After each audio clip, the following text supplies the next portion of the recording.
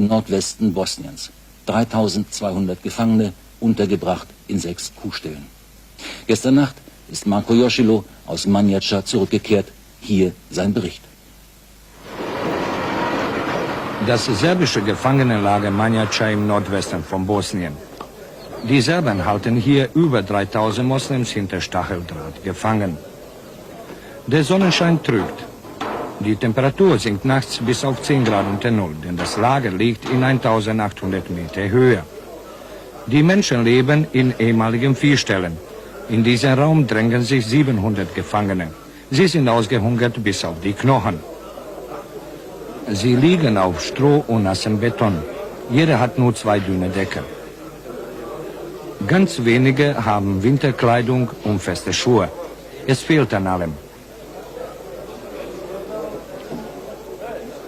In diesen Löchern müssen sie nachts ihre Notdurft verrichten, denn nach 19 Uhr werden die Stalltüren verriegelt.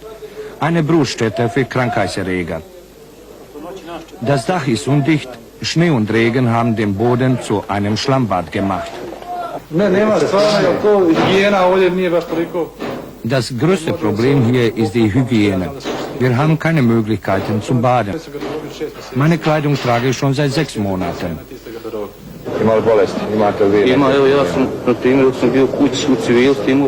Hier ist so schmutzig, dass ich Hautkrankheiten bekommen habe. Ich konnte mich nicht regelmäßig säubern. Im Sommer konnten wir wenigstens baden. Jetzt sind viele krank, weil es kein sauberes Wasser gibt. Wir konnten in den letzten 3 Monaten überhaupt nicht mehr baden.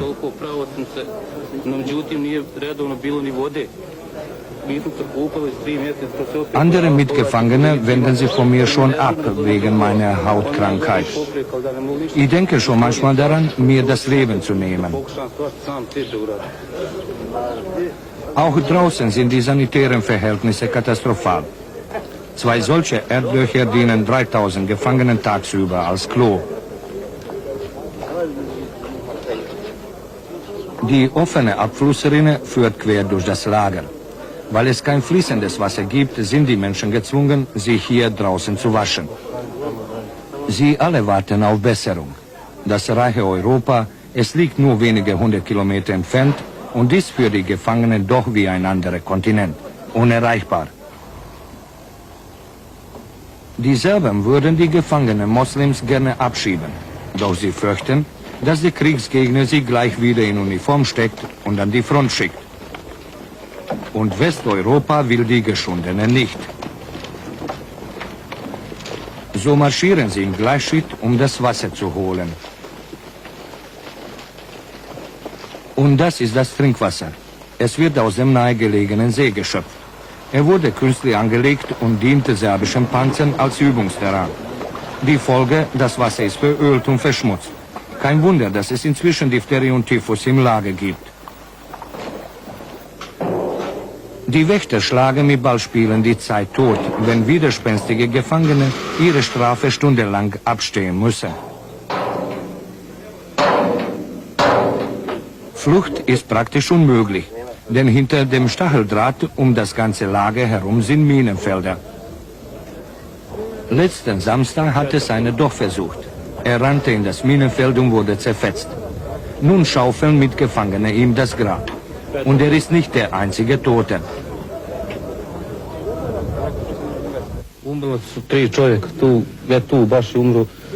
Hier bei uns im Lager hat es neulich 3 Tote gegeben. Ein 25-jähriger Mann ist nach Schlägen gestorben. 2 andere kamen in Einzelhaft ums Leben. Sie wurden erschlagen. Es hat auch Todesfälle durch Krankheit und Herzversagen gegeben. Jetzt kommt der Winter. Was passiert, wenn sie weiter hier bleiben? Ich fürchte, es werden noch mehr sterben. Hier sind viele so geschwächt, dass sie den Winter nicht durchstehen werden. Kranke und frisch Operierte, die in der nahegelegenen Stadt Banje Luke behandelt wurden, schafft man sofort wieder ins Lager zurück. Ihre Überlebenschancen sind gering. Anstehen für das Essen. Die Vorräte sind längst aufgebraucht und Nachschub bleibt oft aus. Er muss durch das Kriegsgebiet herbeigeschafft werden. Wasser mit Bohnen sind das Standardgericht. 40 Gefangenen teilen sie ein Brot. Gegessen wird im Freien, bei jedem Wetter. Wer nicht mehr aufstehen kann, muss von Sardinenbüchsen leben. Die einzige Hoffnung, das Ausland. Wir sind bereit, für nur ein Stück Brot zu arbeiten, für uns und unsere Familien. Wir wollen kein Gehalt. Wir wollen nur aus diesem Lager gerettet werden.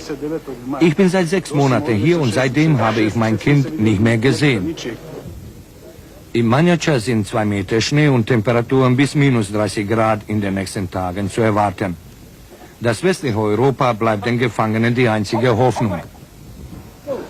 Es gibt zu viele Augen und zu viele Köpfe, wo jetzt momentan mich angucken und beten und hoffen, dass Europa oder Deutschland uns helfen.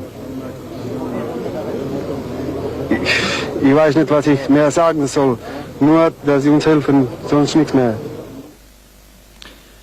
Der Sondergesandte der UNO für die Gefangenenlager im ehemaligen Jugoslawien, der frühere polnische Ministerpräsident Tadeusz Mazowiecki, hat nach einem Besuch in diesen Lagern unlängst festgestellt, es wäre eine Schande für ganz Europa, wenn wir dieses Problem nicht lösen können.